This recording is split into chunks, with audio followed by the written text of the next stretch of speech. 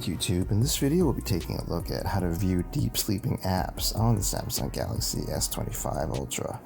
This will work for the S25 Ultra, S25, and the S25 Plus as well. If you like this kind of content or find this kind of content helpful, leave a message down below. Don't forget to subscribe, and thanks for watching.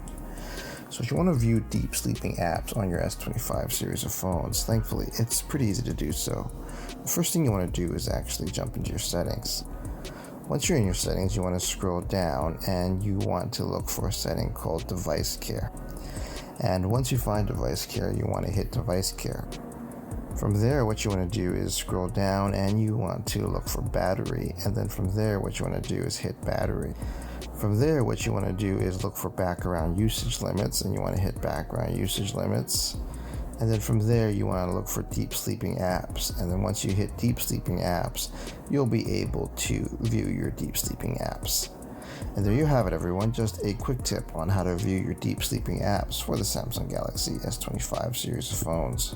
If you like this kind of content or find this kind of content helpful, leave a message down below. Don't forget to subscribe, and thanks for watching.